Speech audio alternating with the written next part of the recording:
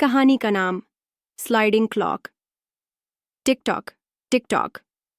कमरे के कोने में लगी पुरानी घड़ी रहस्यमय ढंग से चल रही थी। हर चीज के बारे में जानने को उत्सुक 10 वर्षीय मासूम इयान खिड़की के पास बैठा घड़ी की ओर देख रहा था।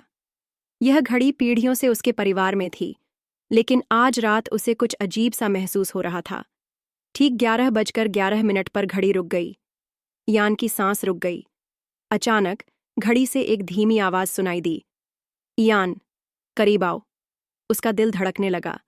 क्या वह सुन रहा था? वह धीरे धीरे घड़ी के पास गया। उसके छोटे छोटे हाथ कांप रहे थे। आवाज तेज हो गई। घड़ी के पीछे एक चाबी है। इयान की आंखें आश्चर्य से फैल गईं। उसने भारी घड़ी हटाई और एक जंग लगी चाबी दीवार में छिपा दी। उसने कांपते हाथों से चाबी उठा ली। घड़ी ने फिर से घंटी बजाई, इस बार अधिक जोर से। अटारी का दरवाजा खोलो। आधी रात से पहले। इयान चाबी मुट्ठी में दबाए सीढ़ियों से ऊपर भागा। अटारी का दरवाजा उसके सामने था, पुराना और डरावना।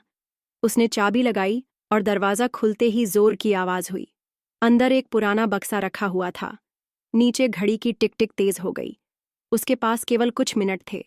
जैसे ही उसने बक्सा खोला, एक तेज रोशनी चमक उठी। बक्से के अंदर एक पत्र था, जिसमें लिखा था, इयान, यह घड़ी सदियों से हमारे परिवार का रहस्य छुपाए हुए है। इसकी शक्ति का बुद्धिमानी से उपयोग करें। घड़ी ने आधी रात बजाई और आवाजें धीमी हो गईं। इयान चुपचाप खड़ा रहा। उसके हाथ में पत्र था। उसे पता था कि उसका जीवन फिर कभी वैसा नहीं होगा। विराम। घड़ी का रहस्य अभी शुरू हुआ था।